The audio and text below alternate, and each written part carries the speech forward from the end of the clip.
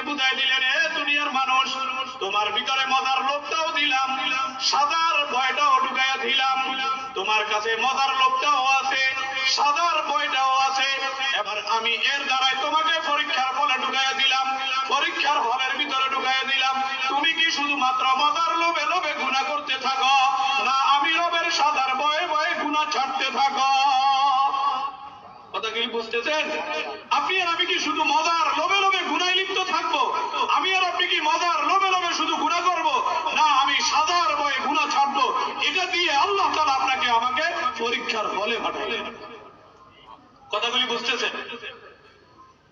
এবার বিষয় হলো, আমাদেরকে পরীক্ষার হলে কেন পাঠাইলেন? মজা আর সাদা উভয়টা বুঝার যোগ্যতা দিয়ে আমাদেরকে হলে কেন পাঠাইলেন? এটা বলার আগে আপনাদেরকে আরেকটা মেসেজ দিই। সেটা হলো, এই দিক দিয়ে আল্লাহ তাআলা আরেকটা মেসেজ আপনাকে আমাকে দিয়ে দিয়েছেন। কি? তাফসীরওয়ালা কয়েকটি তাফসীরে নিয়ে এসেছেন যে আল্লাহ তাআলা ফেরেশতা জগৎকে শুধু সাদা বুঝার যোগ্যতা দিয়েছেন, মজা বুঝার যোগ্যতা দেন নাই। আর প্রাণী জগৎকে আল্লাহ তাআলা সাদা বুঝার যোগ্যতা দিয়েছেন, মজা বুঝার যোগ্যতা দেন, মজা বুঝার যোগ্যতা দিয়েছেন, সাদা বুঝার যোগ্যতা দেন নাই। আল্লাহ তাআলা মানুষদেরকে সাদা আর মজা উভয়টি বুঝার যোগ্যতা দিয়ে দুনিয়াতে পাঠাইলেন। এর দ্বারাই মানুষদেরকে মেসেজ দিলেন, এ দুনিয়ার আমার বান্দা বান্দীগণ, তোমরা জানিয়ে রাখো, শুনিয়ে রাখো, বুঝিয়ে রাখো, তুমি যদি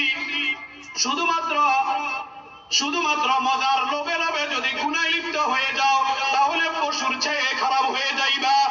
আর যদি সাদার ভয়ে ভয়ে ভয়ে গুনাহ ছেড়ে দাও, তোমার দাম আল্লাহ তাআলা ফেরেশতার চাইতে বাড়াইয়া দিবে।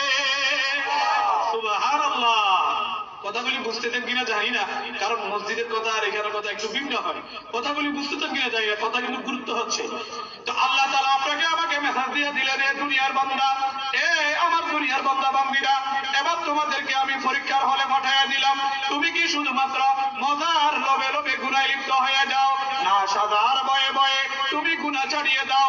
কোন মানুষ যদি দুনিয়ার জমিনে সাদার ভয়ে ভয়ে গুনাহ ছাড়িয়ে দেয়, ইবাদতের দিকে মন দেয়, নামাজ ধরে, হজ করে, যাকাত দেয়, সত্য কথা বলে, হক হালাল মতে চলে, সুদ ছেড়ে দেয়, হারাম ছেড়ে দেয়, হালাল ধরে, আল্লাহর নিয়ম পদ্ধতি মোতাবেক চলে, সেই ব্যক্তিটা শুধুমাত্র এই চলার কারণ কি হবে? শুধুমাত্র একটা কারণ, ওগো আল্লাহ, আপনি আমাকে তো মজা আর সাদা উভয়টি বোঝার যোগ্যতা দিয়ে দুনিয়াতে পাঠাইলেন।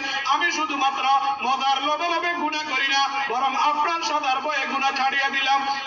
আল্লাহ বলেন, বান্দা, তুই যখন সাদার ভয়ে ভয়ে গুনাহ ছাড়িয়ে দিলি, আমি আল্লাহ তোকে ফেরেশতার চেয়ে দামি বানাইয়া তোকে জান্নাতে তাদের খাদেম বানাইয়া দিব। আমাকে আপনাকে জান্নাতে দিবেন, আর ফেরেশতাদেরকে আমাদের খাদেম বানাই দেবেন। সুবহানাল্লাহ বলেন, সুবহানাল্লাহ বলেন না? সুবহানাল্লাহ। কি বুঝলেন? এবার আপনি যদি ইবাদত আর বন্দেগী দিয়ে শুধুমাত্র মজার লোভে লোভে যদি গুনাহ না করেন, শুধু সাদার ভয়ে ভয়ে যদি গুনাহগুলি ছাড়েন, আল্লাহ আপনার আর আমার মর্যাদা ফেরেশতার চাইতে দামি দিবেন। আর আপনাকে আমাকে জান্নাতে দিয়ে আল্লাহ আপনাকে আমার জন্য এই ফেরেশতাদেরকে আমার আপনার খাদেম বানিয়ে দিবেন।